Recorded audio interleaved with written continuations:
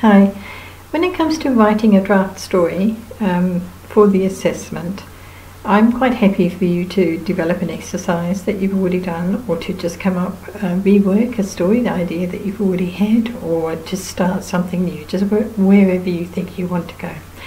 Now, a lot of people think 600 words, that's not a lot, but actually it is quite a lot for a children's story, especially for a younger age group, of course. So 600 words is enough to have characters and plot. It's not enough to write a novel to explore multi-layers of plots and conflicts, of course, but it is enough to create a moment in time short story that conveys something important. So I just want to spend a few minutes just talking about what the assessment instructions ask you to do. Sorry, I'm just looking at another screen. And just to go through the points about why you're being asked to do them and how you can approach them. So the first thing you're asked to do is to identify the reading level and the genre and the category. It's really important to understand why we're asking you to do this. This isn't just because we're being awkward or anything like that, but it's because it is important when writing for children to have that kind of readership age in mind, and to focus the story in regard to its content and in regard to the language you use to suit that particular reading age. It doesn't limit it and mean no one else is going to read it or enjoy it, but it does mean that when it comes to marketing, which is an important part of any writer's life, that means that it's going to be able to be picked up by the publisher and pitched to the right level. And if it's to go into schools, that is even more important. So please understand that we're asking you to include that information because it's important knowledge for you to have.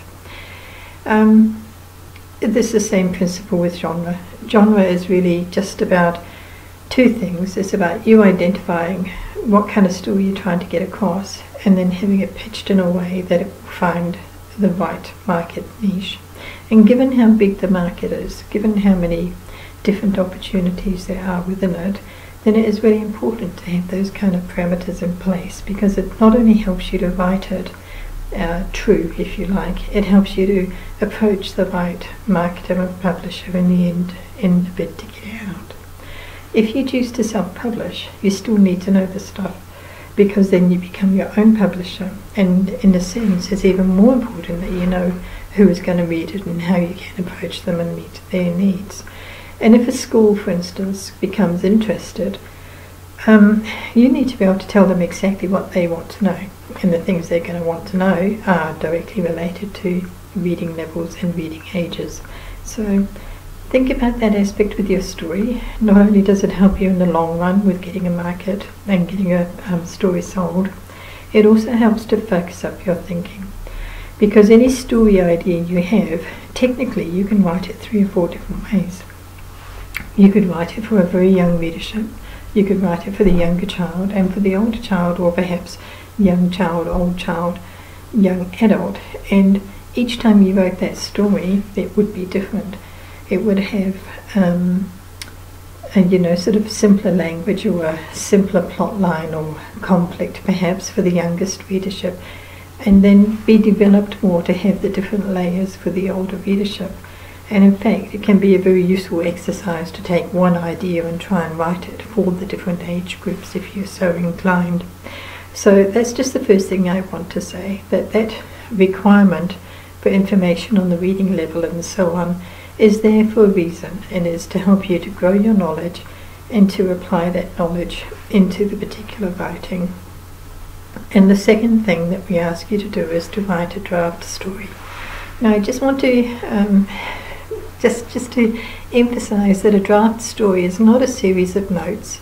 It's not something like, I'm going to write a story about a little boy who gets lost on the way to school and finds a magic coconut. That's not a draft story. That's just a note. That's just an idea about the story. So even if it's rough, even if it needs development, good grief, the sun just came out. Doesn't that look different?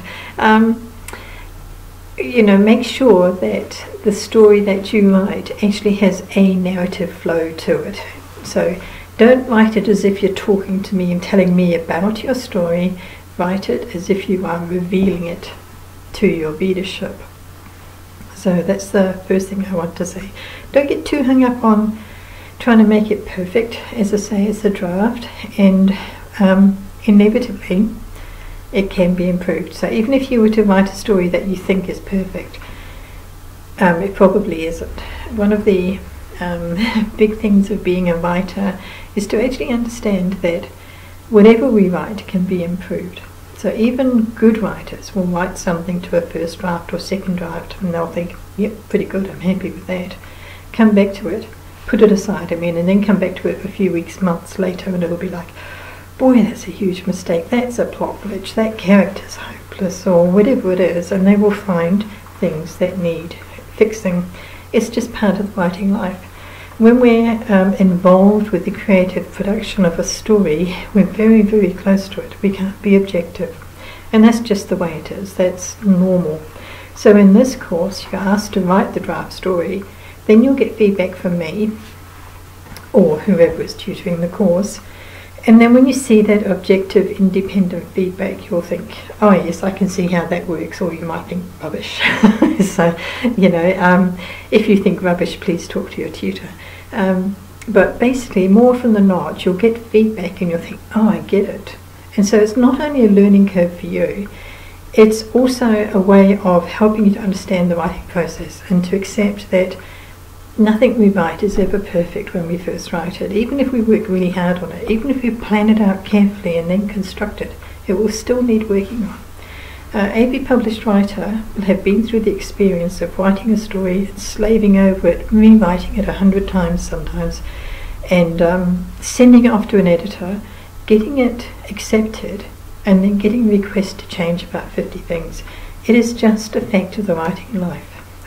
Sometimes we need external eyes to look at our work to give us that insight into what doesn't flow or doesn't work. But the more we write, the more likely we are to be able to gain that insight for ourselves. It still requires that we put a work aside for a few days or weeks, depending how long it is, and look at it when we're not so close to it emotionally and intellectually. So I'm sorry, I've gone slightly off track there, but I think it's an important point to understand why we're asking you to write a draft story. To emphasize that a draft story is not a bunch of notes or just a quickly dashed off sort of idea. A draft story is something that you've worked on but will need improving. And the second part is just to encourage you to not think, oh no, I worked so hard and it's still not right. Don't worry about it. That's part of the writing life. And you will learn to do the evaluation and improving the better you get at your writing. So that's part one of it. So that's the information on the categories and the reason why we're asking you to do a draft. So when it comes to the actual story, there's a lot of tips and hints that are in the text and in the ebook that's in this section. But I do want to emphasize that when you choose your content and your storyline, don't just settle for I don't know what to write, there's little Johnny playing on the floor, I know, I'll write about Johnny playing on the floor. That is not a story. And I'm sorry if that sounded a bit sarcastic, I didn't mean it to, but it happens. People panic, they know they've got to get a story in, so they sort of cast around wildly to try and find something they can write about. But almost always what happens when people write that kind of story is it's just a description of what a child is doing, and it is usually from the adult's point of view, and it doesn't usually have a plot, and that means it's not actually a story. It's a grown-up describing something their kid does. So that kind of observation can certainly lead to a story. There's no reason why you can't look at your child, your daughter, or your neighbour's child, or whoever, observe them doing something, take the scenario and give it a plot. So to give it a plot, though, you have to think about what does the child want? So if you've got a 5-year-old running around chasing a ball, for instance, why are they doing that? It might be a cute scene, but why are they doing it? And what is going to be the payoff for doing that? And that becomes the whole thing, that even though a story for children might be more about characters and plot, it's still going to have an underlying point. It's still going to have that theme. The theme, I'm sorry, I've got a cracky throat, for which I apologise. Because that theme kind of holds the story together and gives it a purpose. So if we take the idea of a kid running around chasing after a ball, you say, why are they chasing after the ball? Well, you can choose lots of reasons. It could be because they've got no one else to play with and they're lonely and they really wish they had a playmate. So you could have them chasing around the ball and trying to make friends with the bumblebee, trying to make friends with the tree, trying to make friends with the man over the fence, you know, until eventually they find a friend. And then they discover that they actually like chasing balls by themselves too, or something. So the underlying point of a story like that is learning to be self-reliant and self-sufficient. So it's kind of a silly example, but I hope you get what I mean, that you can take a scene and develop it along to give it some kind of theme and purpose.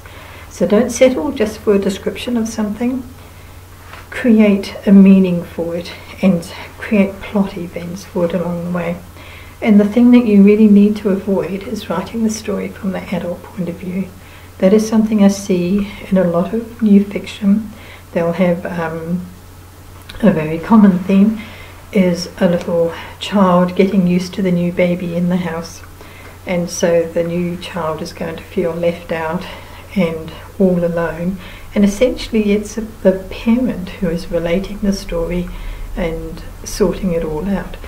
That's just not going to fly for small children. It has to be a story about the child and from the child's point of view. And that's something I really want to emphasize. If you find that the adults in the story are doing most of the talking or most of the action or having all the fun, then throw that adult out and try rewriting again through the child's viewpoint, through the child's actions, and you'll get a very different story. And you'll find yourself almost accidentally, if you like, slipping into the right tone of voice because you'll be so clearly inside the child's head. So that is something that I really want to emphasize, that it's got to be about the child and it's got to be from the child, not from an adult watching the child. So look at your own stories for that and make sure you're getting the right point of view and expression going through. One of the other things we ask you to consider is your use of language.